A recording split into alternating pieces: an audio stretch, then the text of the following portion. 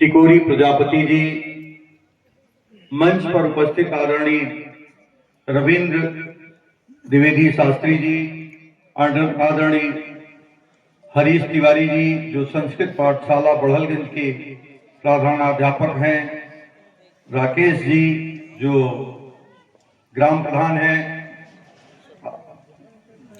सिरकिटा दिगर के, और नागेंद्र शर्मा जी बड़े भाई, प्रधान प्रतिनिधि कौवाडेल क्योंकि भाभी जी प्रधान हैं और ये भाई साहब उनके प्रतिनिधि हैं, तो दोनों लोगों को क्योंकि मातृशक्ति उपस्थित है, अगर एक को छोड़ दिया जाएगा तो बेईमानी हो जाएगी। तो भाभी जी जो रेणु शर्मा जी हैं, भाभी हैं, बड़े भाई हैं, इसलिए सब कुछ जान रहे हैं। अजय दुबे जी, महात्मा जी, भुवनेश्वर जी, अरुण तिवारी जी, लोक गायक कलाकार साथियों, उपस्थित पत्रकार साथियों, इस गांव के सभी सम्मानित बंधुओं, नौजवान दोस्तों, उपस्थित मातृशक्ति बंधुओं, सर्वप्रथम आप सभी लोगों को आंग्ल नव वर्ष अभी 10 दिन पहले प्रारंभ हुआ, उसकी बधाई देना चाहता हूं।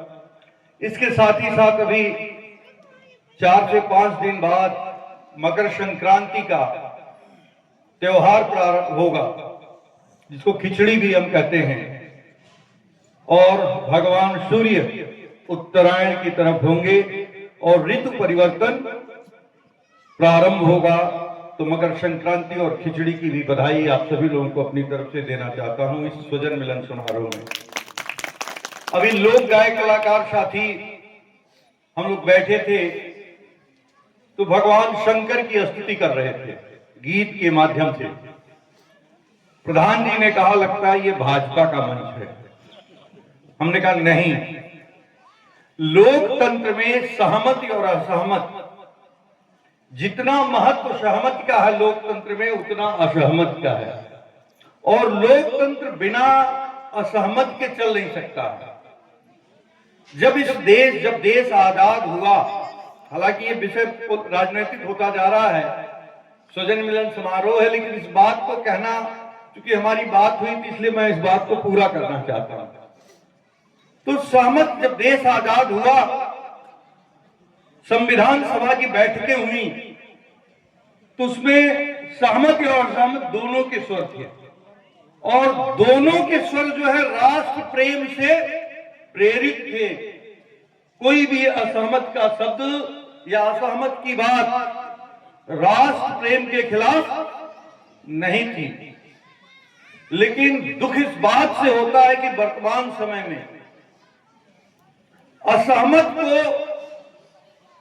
राष्ट्र का विरोधी घोषित किया जा रहा है। अगर पार्लियामेंट में किसी ने सरकार के खिलाफ, विधानसभा में अगर सरकार के खिलाफ अगर आपने बात की तो आप राष्ट्रद्रोही घोषित किए जा रहे हैं। अगर किसी और दल का मंच है, भगवान का नाम आ गया, जैसे पेटेंट करने की बात हो गई कि जब पेटेंट, भगवान को भी पेटेंट करा दिया जा रहा है। आस्था जो भगवान सबको लेकर आए हैं, उन भगवान को भी लेकर आने की बात हो रही है। सोचिए, हम कहते हैं कि भगवान हम सबके रक्षक हैं, हम सबको लेकर आए हैं। हम भगवान को याद करते हैं, प्रभु राम को याद करते हैं, भगवान शंकर को याद करते हैं, त्रिदेव को याद करते हैं। अब तो कोई व्यक्ति उनको भी उंगली पकड़कर लेकर चला आ रहा है, अर्थात भगवान को भी लेने वाला व्यक्ति हो गया है। तो कितनी विडंबना है ये, जो भगवान सबका भरण कर रहे हैं। अगर कहा जाता है सनातन धर्म में कि भगवान सबकी रक्षा करेगा, यही तो हम कहते हैं, भगवान हमारी रक्षा करेगा, आपकी रक्षा करेगा। लेकिन अब तो भगवान की भी रक्षा करने वाले लोग आ गए हैं और उनको राष्ट्र प्रेमी हम बोल दे रहे हैं। क्यों? राष्ट्र भक्त हैं, बाकी लोग राष्ट्रद्रोही हैं। हर कार्य के लिए व्यक्ति नियत होता है। समाज ने, जैसे ये मंदिर बना, इसकी पूजा के लिए पुजारी जी हैं, ग्राम सभा है तो ग्राम सभा की दायित्व ग्राम प्रधान जी के ऊपर है। विधानसभा है तो विधानसभा का दायित्व उन्होंने प्रतिनिधि के ऊपर है, लेकिन धर्म का काम राजनीति का व्यक्ति कैसे कर लेगा? जो अगर धार्मिक व्यक्ति है उसके पास ये फुर्सत नहीं होती है। वस्त्र से कोई विचार नहीं बदले जा सकते। हालांकि गांधी ने कहा वस्त्र ही विचार हैं, ये गांधी का वक्तव्य है। महात्मा गांधी, गांधी से तात्पर्य हमारा महात्मा गांधी से है, बापू से है, जो इस देश की स्वतंत्रता की प्रथम कड़ी हम कह सकते हैं, जिन्होंने इस देश को आजाद कराने में महती भूमिका निभाई है। उनका था खादी वस्त्र ही नहीं विचार भी है। तो कुछ लोग रंग विशेष को धारण करने के बाद ये कहते हैं कि ये जो राष्ट्र है, ये जो समाज है, जो हम कह रहे हैं वो सत्य है। हालांकि वो अहंकार से पीड़ित है और सनातनी भी नहीं है। यही महेशपुर गांव है जहां जोगी जी लोग रहते हैं। महेशपुर गांव में जोगी जी लोग रहते हैं, बगल का गांव है। तो जोगिया रंग कहते हैं और सारंगी बजाते रहे हैं लोग। सर, आप सब लोग जानते होंगे, कम से कम यहाँ के लोग तो जानते हैं कि जोगिया रंग क्या है और सारंगी क्या है और किसकी गाथा गाई जाती है। सारंगी बजाकर किसकी गाथा गाई जाती है, यहां बताने की आवश्यकता मुझे नहीं है। महेशपुर गांव के लोग सारंगी बजाकर वही जोगिया रंग पहनकर, जिस जोगिया रंग को आज दूसरा नाम दे दिया गया है और जोगी को ही दूसरा नाम दे दिया गया है, वही नाथ पंथ है। नाथ पंथ क्या है? जोगी समाज का ही तो है, योगी नहीं है, जोगी है। जोगी और योगी का फर्क है। योगी योगेश्वर है, कृष्ण है। कृष्ण के बाद कोई योगेश्वर नहीं हुआ है, अकेले कृष्ण योगेश्वर हैं और सभी कलाओं के ज्ञाता हैं कृष्ण। कोई ऐसी भावना नहीं है जो कृष्ण में समाहित नहीं है। अगर हम कृष्ण को देखें, जो भी हमारे मन में बात हो, अगर उस स्वरूप में हम कृष्ण को याद करना चाहें तो भगवान उस कृष्ण उस रूप में हमें उपस्थित मिल जाते हैं। भगवान कृष्ण अगर राजा होते हैं तो द्वारिकाधीश में जाते हैं, मथुरा में होते हैं तो बंसी बजाते हैं। अगर महाभारत का युद्ध होता तो वहां कूटनीतिज्ञ हो जाते हैं। अगर सुदामा से मिलते हैं तो मित्र हो जाते हैं। अगर गौओं के बीच में होते हैं तो गोपालक हो जाते हैं। तो अगर हमारे मन में कोई भी बात हो, किसी भी तरह की कल्पना हो, तो वो कृष्ण है, वो योगेश्वर है और वो योगी है। योगी वो व्यक्ति नहीं हो सकता जिसके पास अहंकार हो। कतई वो व्यक्ति नहीं हो सकता जिसके पास अहंकार हो। हम एक कथानक के माध्यम से अपनी बात को कहना चाहेंगे। भगवान कृष्ण, महाभारत की बात है, भगवान कृष्ण जब समझौते की बात चली, अज्ञातवास के दिन पूरे हो गए और कौरवों के पास जा रहे हैं और इसलिए जा रहे हैं कि युद्ध न हो, दोनों लोगों में बातें बन जाएं। जो उस समय की, जिनको कृष्णा कहते थे, भगवान कृष्ण, उनके मित्र थे, पांडवों की अर्धांगिनी थी। उन्होंने कहा कृष्ण या कृष्णा, जात रहे हो शांति के लिए, लेकिन शांति नहीं रही चाहिए, ऐसा होगा। उन्होंने कहा ऐसा होगा। आप लोगों ने महाभारत में ये बात पढ़ी होगी और जान देखी होगी। तो वहां उनको वचन भी देते हैं और वचन देने के बाद जब कौरवों के दरबार में आते हैं और जब कौरव दुर्योधन वहां उपस्थित होते हैं तो कहते हैं कि भाई हम सब लोग शांति से रहना चाहते हैं, अगर 5 गांव भी दे दो और हम समझौता करने के लिए तैयार हैं। दुर्योधन युद्ध पे आमदा थे, युद्ध चाहते थे। 5 गांव क्या बड़ी चीज थी, अगर एक राज्य से 5 गांव दे देते तो शायद महाभारत नहीं होता, और महाभारत नहीं होता तो परिवर्तन भी नहीं होता।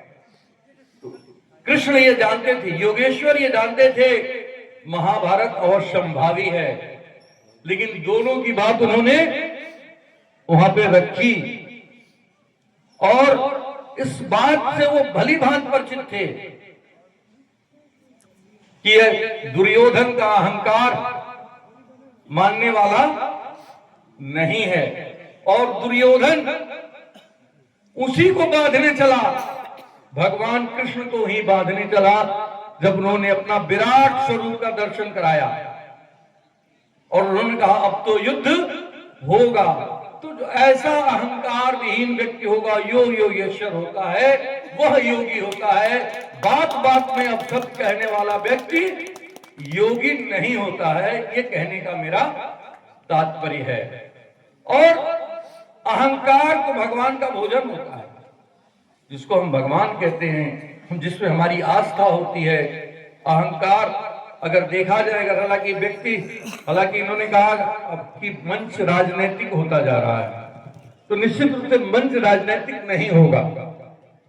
देवाधिदेव के चरणों में हम बैठे हैं, इन्हीं की बात करेंगे।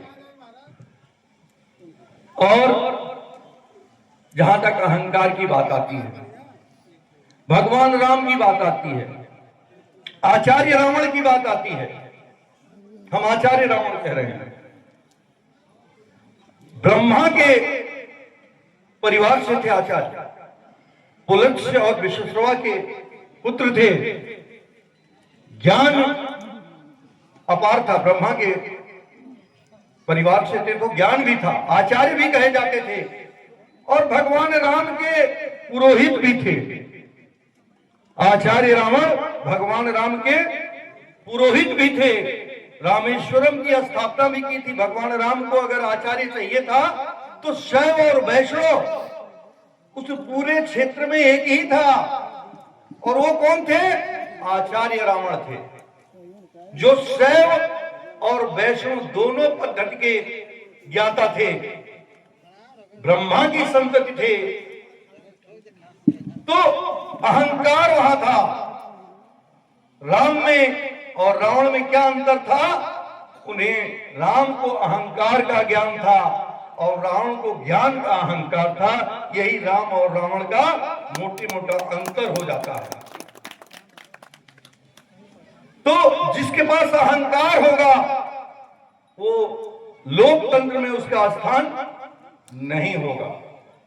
अब बिना लोकतंत्र, चूंकि हमारा ये देश, हमारा ये समाज एक लोकतांत्रिक पद्धति से चलता है, हम बिना लोकतंत्र के इस समाज की कल्पना नहीं कर सकते। भारतवर्ष दुनिया का सबसे बड़ा लोकतांत्रिक देश है।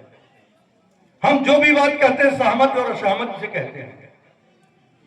किसी भी बात को अगर कहते हैं तो हमें सहमति होती है, असहमति होती है, और उस पे हम अपने तर्क को रखते हैं। सदन की स्थापना हमारे पूर्वजों ने इसीलिए की थी कि हम अपनी बात को सहमति और असहमति के आधार पे निर्णय करेंगे। जो बात सत्ता पक्ष, इसी राजतंत्र और लोकतंत्र में बुनियादी फर्क यही है।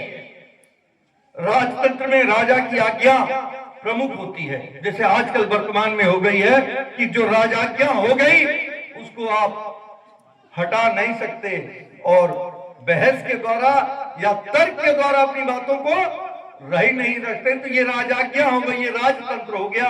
और लोकतंत्र क्या हुआ? जब बहस करके उस पवित्र पावन मंदिर जिसकी स्थापना हमारे पूर्वजों ने की है, जब अपनी तर्क के आधार पर अपनी आवाज को उठाते हैं, जनता की बातों को, लोगों की समस्याओं को उस प्लेटफॉर्म पे रखते हैं, और वहां से जब समाधान निकलता है तो लोकतंत्र होता है। इसीलिए लिच्छवी गणराज्य इस देश का या दुनिया का सबसे पहला लोकतंत्र है। लिच्छवी गणराज्य दुनिया का सबसे पहला लोकतंत्र है, ऐसी मान्यता इतिहासकारों की है। कि लक्ष्मी गणराज्य में सबसे पहले लोकतंत्र की स्थापना की गई थी। हालांकि अगर इससे भी पहले अगर हम चले तो भगवान परशुराम को अगर हम देख लें तो भगवान परशुराम को जब सहस्त्रबाहु से लड़ना हुआ तो उन्होंने क्या किया? सभी लोगों को इकट्ठा किया, पूरे समाज को इकट्ठा करने का काम भगवान परशुराम ने किया। यही तो लोकतंत्र है कि हम समाज के सब लोगों को अन्याय के खिलाफ इकट्ठा करें। तो आज जो अन्याय हो रहा है समाज में, अन्याय कैसे हो रहा है? आपको बोलने की छूट नहीं है। लोकतंत्र में न्यायपालिका एक प्रमुख स्तंभ है हमारा। किसी व्यक्ति को फरमान जारी करने का हमारे संविधान ने जगह नहीं दी है। अगर कोई डिस्प्यूट है, अगर कोई विवाद है तो न्यायपालिका के माध्यम से हल होना चाहिए। और आज आदेश के माध्यम से बुलडोजर एक नया शब्द आ गया है। अब बुलडोजर सही है कि नहीं है, हालांकि उसका नाम बुलडोजर नहीं जिसको बुलडोजर कहा जाता है। जिस मशीन को बुलडोजर कहा जाता है, अगर उसको आप लोग तलाशेंगे तो नाम उसका बुलडोजर नहीं है। लेकिन अब बुलडोजर एक शब्द आ गया है, एक प्रचलन आ गया है कि बुलडोजर से हम घर गिरा देंगे। तो तानाशाही हुआ कि ये लोकतंत्र हुआ? हमने चुनाव लोकतंत्र का किया या तानाशाह का चुनाव किया है? तानाशाह का हालांकि चुनाव नहीं होता है, व्यक्ति तानाशाह हो जाता है। तो आज जब तानाशाह अगर हो जाएगा तो अहंकारी, जब अहंकारी होता तभी उसको तानाशाह हम कहते हैं। और अहंकार क्या होता है? रावण से बड़ा कोई ज्ञानी नहीं था, उससे बड़ा कोई बलवान नहीं था। अगर हम आस्था के हिसाब से देखें तो 9 ग्रह को अगर किसी ने नियंत्रित किया था तो आचार्य रावण ने 9 ग्रहों को भी नियंत्रित करने का कार्य आचार्य रावण ने किया था। लेकिन अहंकार की वजह से भी वो राम से हार गए। जिनको वो बनवासी कह रहे थे, उस राम से उनको हारना पड़ा। तो अहंकार नहीं होना चाहिए, जनमत की बात होनी चाहिए, बहुसंख्यक की बात होनी चाहिए। लोकतंत्र बहुसंख्यक की बात करता है, जनादेश की बात करता है। इसलिए शब्द हम जनादेश प्राप्त करने की बात करते हैं कि हम जनादेश मतलब लोगों का आदेश, जनमत का आग्रह, जन संग्रह, इस तरह के शब्दों का हम प्रयोग करते हैं। तो आज जो वर्तमान में है सहमति और असहमति में, अगर आप असहमत हैं राजा से तो आप राष्ट्रद्रोही, एक नया शब्द हो गया राष्ट्रद्रोह और राष्ट्र प्रेम। तो राष्ट्र प्रेम कौन है? जो राजा से सहमत है। राजा इसलिए कह रहे हैं कि जो उनके व्यवहार हैं वो लोकतांत्रिक नहीं है, वो राजतंत्र से उनका व्यवहार है, इसलिए वो राजा है। तो यहाँ पे राजा का स्थान नहीं है। राजा प्रजा को हमारे पूर्वजों ने आज से बहुत पहले, अभी हम अपना गणतंत्र मनाने जाएंगे तो गणतंत्र दिवस को याद करेंगे। संविधान को हमने अपना स्थापना की है 26 जनवरी को गणतंत्र दिवस अभी हम मनाएंगे। तो ढेर सारी बातें हालांकि गणतंत्र दिवस में अभी आएंगी, उनको भी हम याद करेंगे। लेकिन इतिहास में ये काला दिन भी याद किया जाएगा कि जब राज सत्ता अहंकारी हो गई थी, राज सत्ता वेश में रंग के आधार पर निर्णय करने लगी थी। हालांकि नाथ पंथ और सनातन में अंतर बहुत है। पंडित जी लोग हैं, आचार्य हैं, सभी लोग विद्वान लोग हैं, यहाँ हमसे विद्वान सभी लोग हैं, हमें इतना ज्ञान नहीं है।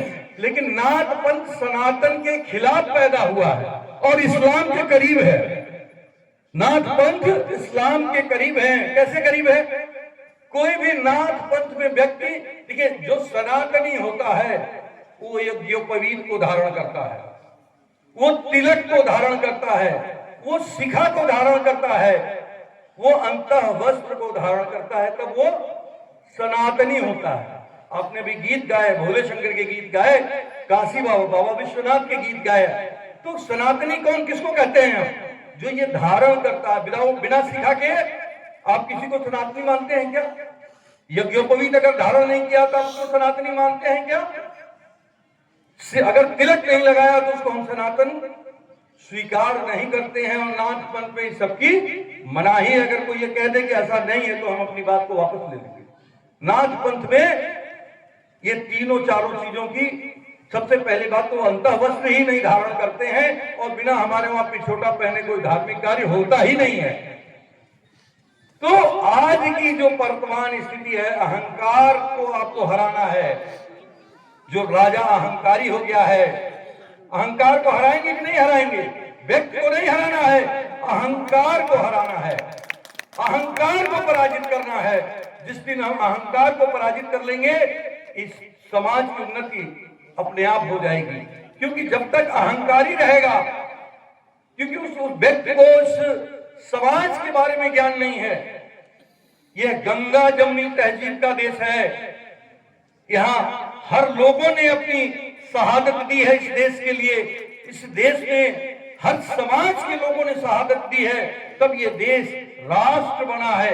एक एक व्यक्ति ने शहादत दी है। अगर मंगल पांडे ने शहादत दी है, चित्तू पांडे ने शहादत दी है, तो वीर अब्दुल हमीद ने भी शहादत देने का काम इस देश में किया है।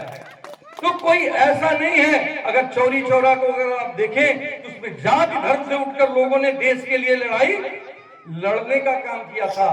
तो आज बंटवारे से यह देश नहीं इकट्ठा होगा। आप देखिए, SIR की बात कभी हो गई थी, हालांकि बातें बढ़ती जा रही है। अगर आप बोल 2 मिनट में बात खत्म करेंगे, हालांकि देर नहीं लेंगे। SIR की बात हो रही थी। कितनी विचित्र विडंबना है, विडंबना है। 12 करोड़ या 13 करोड़ के लगभग विधानसभा में या लोकसभा में मतदाता है ना उत्तर प्रदेश में। ये मेरा आंकड़ा नहीं है, ये उत्तर प्रदेश सरकार या भारत सरकार या चुनाव आयोग जिसको भी कहते हैं उसका आंकड़ा है। और 17 करोड़ के लोग ग्राम सभा और पंचायत के में लोग हैं। उत्तर प्रदेश एक ही है, लेकिन आंकड़े 2 हैं। अगर ग्राम सभा में 17 करोड़ लोग हैं तो इसमें 12 करोड़ लोग कैसे हो जाएंगे, या इसमें 12 है तो इसमें 17 कैसे हो जाएंगे? ये विडंबना है। कहां तक सही है सर? आप स्वयं निर्णय करिएगा कि अगर ग्राम सभा में 17 करोड़ लोग हैं तो विधानसभा में 12 करोड़ क्यों? किसी ने अभी इस पर प्रश्न नहीं किया है। ये भी तो प्रश्न होना चाहिए कि एक गांव में तो वही लोग रहते हैं, भाई उस गांव में कम कैसे हो जाएंगे, ज्यादा कैसे हो जाएंगे? अगर रामपुर गढ़री में उदाहरण के लिए अगर 500 लोग हैं तो एक चुनाव में 500 होंगे, एक चुनाव में 300 हो जाएंगे। ऐसा संभव है क्या? नहीं संभव है। तो ये विडंबना है। सरकार सरकारी तंत्र का दुरुपयोग कर रही है, अहंकार का उपयोग कर रही है। हमें और आपको इस अहंकार को समाप्त करना होगा। और हम और आप अगर इस प्रदेश की उन्नति चाहते हैं तो संकल्पित होना पड़ेगा।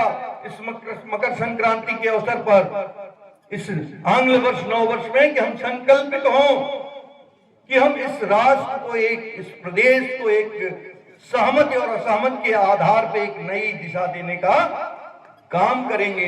क्योंकि भगवान राम, जिनको मर्यादा पुरुषोत्तम कहा गया है, आप देखिए जानकी की बात आती है। हालांकि कहते हैं कि जानकी को, माता जानकी को रावण ने अपहरण कर लिया। हम माता जानकी को कैसे जानते हैं? जब जनक पुत्री ने भगवान शिव के धनुष को उठाकर दूसरी जगह रखा और जो धनुष बड़े बड़े बलवान लोग आए वो छू भी नहीं पाए, हिला भी नहीं पाए थे, उस धनुष को माता जानकी अगर हटा सकती थी तो रावण से क्या लड़ नहीं सकती थी जानकी? रावण आचार्य रावण से लड़ नहीं सकती थी? लड़ सकती थी। लेकिन ये विडंबना है, ये भगवान की लीला है, माया है, जिसको हम सनातन कहते हैं। यही जिसको मर्यादा कहते हैं, मर्यादा पुरुषोत्तम कहते हैं। ये हमारी और उनकी यही सामंजस्य है। अगर माता जानकी भगवान शिव के धनुष को उठा सकती हैं तो उसको चला भी सकती थी, क्योंकि बड़े योद्धा आए थे उस धनुष को उठाने के लिए। लेकिन शायद ही किसी योद्धा ने उस धनुष को कोई उठा हिला भी नहीं पाया था। उस धनुष को आचार्य जी हमसे बेहतर जानते होंगे कि उस धनुष को कोई हिला भी नहीं पाया था। तो माता जानकी से हम कैसे ये उम्मीद कर लें कि वो कोई आएगा और उसके ऊपर कोई बात नहीं कहेंगे? और वो कैसे ये जान जाएंगे हिरण सोने का होता है? ये तो राजघराने से थी, वो जानती थी कि हिरण सोने का नहीं, और मायावी है, मारीच है। तो इस सरकार भी मायावी है, मारीच है सरकार, और इस मायावी से मुक्ति चाहिए होगा। और जब राम का तीर लगेगा, अगर हे राम कहेगा, अगर लक्ष्मण चले जाएंगे तभी सीता जाएंगी। इससे हमें और आप, मायावी से हमें और आपको सावधान रहना होगा। क्योंकि पहले ही बात हो चुकी, बहुत राजनीतिक बात नहीं होनी चाहिए, तो राजनीतिक बात हम नहीं करना चाहेंगे। और धर्म का परिसर है, और हरिमोहन जी ने बहुत सुंदर आयोजन किया। मैं इनका बहुत बहुत आभारी हूँ कि इन्होंने बहुत सुंदर आयोजन किया। और सबसे बड़ी बात, आप सभी लोगों से मिलने के लिए जगह दी, बुलाया, आप हम सब लोग मिले, आप यहाँ आए, और आप सभी लोगों को बहुत बहुत बधाई। नववर्ष और मकर संक्रांति दोनों की, और गणतंत्र दिवस भी है, इसके बाद ही आ रहा है। 3 त्योहार इस महीने में आएंगे। इस सब की बधाई आप सभी लोगों को। और इसी के साथ, चूंकि देर हो गई है और मेरे ख्याल से सब लोग, बिजली ने भी साथ छोड़ दिया। यही सरकार की व्यवस्था है कि ग्रामीण क्षेत्र में कितनी देर बिजली वो दे रहे हैं। इस व्यवस्था ये भी कह रहे कि बंद हो जाए, बोलने की जरूरत बुलंद ये भी चाह रही है कि अब आवाज बात को हम अपने विराम दे दें। और हरिमोहन जी जिन्होंने इसका आयोजन किया, अपनी बात को रखेंगे, और हम आप लोगों से अपनी वाणी को ही विराम देंगे। सबको प्रणाम करते हैं, और सभी लोगों को बहुत बहुत धन्यवाद, बहुत बहुत धन्यवाद। और एक बार मतलब हम सब लोग जनरेट, मतलब वैकल्पिक व्यवस्था हो गई, बिजली तो चली गई लेकिन वैकल्पिक व्यवस्था आ गई, आवाज फिर आ गई है। तो हम चाहेंगे कि हम हरिमोहन जी को भी सुन लें, और आप सभी लोगों से मैं इस अपनी वाणी को विराम देता हूं। जय हिंद, जय भारत। स्वागत किया जाए।